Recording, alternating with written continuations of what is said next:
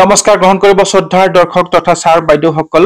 কালি এটি সংবাদ উপস্থাপন কৰা হৈছিল আমাৰ ফালৰ পৰা, যিহেতুকে মুখ্যমন্ত্ৰী মহোদয়ে কেবিনেট উপ সমিতিৰ সৈতে বৈঠকত মিলিত হৈছিল আৰু প্ৰাদেশিকৰণ সম্পৰ্কীয় বিষয়ৰ ওপৰত আলোচনা আগবঢ়াইছিল, পৰ্যালোচনা কৰিছিল। নিশ্চয়কৈ আপোনালোকে যদি চাইছে গম পাইছে। সংবাদ পত্ৰত প্ৰকাশিত এটি প্ৰতিবেদন আকৌ উপস্থাপন কৰিব বিচাৰিছো এই ভিডিঅ'টোত। আৰু এই প্ৰতিবেদনটোত সদৌ অসম অপ্ৰাদেশিকৃত শিক্ষক কৰ্মচাৰী সংস্থাৰ সভাপতি হৰমোহন বৰা ডাঙৰীয়াই কিছু কথা উল্লেখ কৰিছে, দাবী উত্থাপন কৰিছে, চৰকাৰলৈ অনুৰোধো জনাইছে।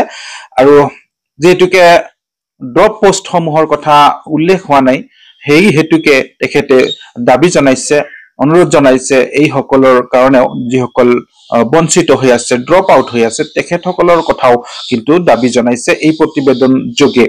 নিশ্চয়কৈ আপোনালোকে শেষলৈকে চালে সকলোখিনি কথা গম পাব।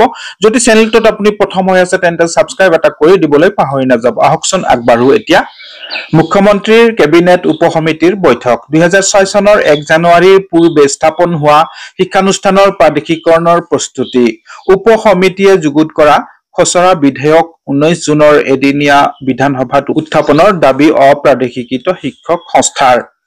সদৌ অসম অপ্ৰাদেশিকৃত শিক্ষক কৰ্মচাৰী সংস্থাই দীৰ্ঘদিনৰ পৰা জনাই অহা দাবীৰ প্ৰতি সঁহাৰি জনাই ৰাজ্য চৰকাৰ বাধ্য হৈ 1 জানুৱাৰী 2006 বা তাৰ পূৰ্বে স্থাপন হোৱা শিক্ষানুষ্ঠানসমূহৰ প্ৰাদেশিকৰণ কৰিবলৈ বিধেয়কৰ প্ৰস্তুতি চলিছে দিছপুৰত। এই বিষয়ত শিক্ষামন্ত্ৰী ডাক্তৰ ৰণোজ পেগু, ৰাজহ মন্ত্ৰী কেশৱ মহন্ত আৰু জনস্বাস্থ্য কাৰিকৰী বিভাগৰ মন্ত্ৰী জয়ন্ত মল্ল বৰুৱাক লৈ এখন কেবিনেট উপ সমিতি গঠন কৰা হৈছিল। এই কেবিনেট উপ সমিতিৰ সৈতে প্ৰাদেশিকৰণৰ বাবে প্ৰস্তুত কৰা খচৰা বিধেয়ক সন্দৰ্ভত আজি মুখ্যমন্ত্ৰী ডক্টৰ হিমন্ত বিশ্ব শৰ্মাই দিছপুৰত এখন বৈঠকত পৰ্যালোচনা কৰে। বৈঠকত ইউডাইজ কোড, ছাত্ৰ ছাত্ৰীসকলৰ নামভৰ্তি, ভূমি অধিকাৰৰ প্ৰমাণ পত্ৰ, ৰাজহ, বন আৰু চাহ বাগিচা, নিম্ন মাধ্যমিক, উচ্চতৰ মাধ্যমিক বিদ্যালয় আৰু ডিগ্ৰী কলেজৰ বাবে বিত্তীয় আৱশ্যকতা সন্দৰ্ভত পৰ্যালোচনা কৰা হয়। মুখ্যমন্ত্ৰীয়ে বিষয়া কৰ্মচাৰীসকলক তথ্য পৰীক্ষণৰ প্ৰক্ৰিয়া ত্বৰান্বিত কৰাৰ লগতে বিভাগীয় সহযোগিতা সুদৃঢ় কৰিবলৈ নিৰ্দেশ দিয়ে।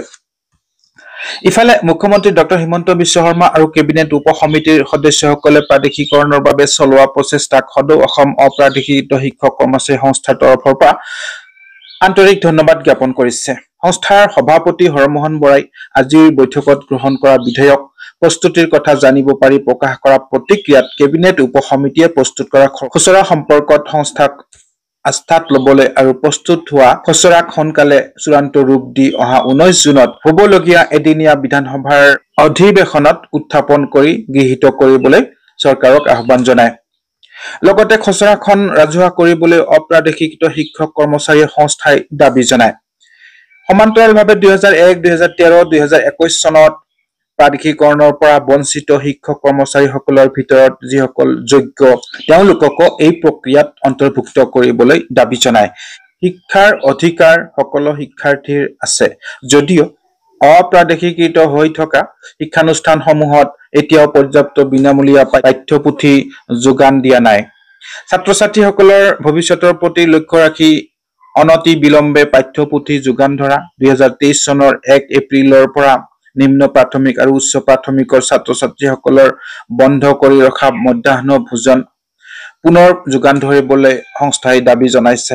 ৰাজ্য চৰকাৰে যিহেতু অপ্ৰাদেশিকৃত শিক্ষানুষ্ঠান প্ৰাদেশিকৰণ কৰাৰ প্ৰক্ৰিয়া হাতত লৈছে, সেয়েহে হাইস্কুলসমূহৰ নৱম মানৰ ছাত্ৰীসকলক চাইকেল আৰু হায়াৰ ছেকেণ্ডাৰী, ছিনিয়ৰ ছেকেণ্ডাৰী সমূহৰ ছাত্ৰীসকলক নিযুত মইনা আঁচনিত অন্তৰ্ভুক্ত কৰিবলৈ সদৌ অসম অপ্ৰাদেশিকৃত শিক্ষক কৰ্মচাৰী সংস্থাৰ সভাপতি হৰমোহন বৰাই দাবী জনায়। প্ৰতিবেদনটি ইমানেই আছিলে। এনে ধৰণৰ ভিডিঅ'সমূহ পাই থাকিবলৈ আপোনালোকে চেনেলটো ছাবস্ক্ৰাইব কৰি বেল আইকনটো ক্লিক কৰি ৰাখিব। পৰৱৰ্তী আন এটি ভিডিঅ'ত লগ পোৱাৰ আশাৰে আজিলৈ ইমানতেই। ধন্যবাদ। জয় আই অসম।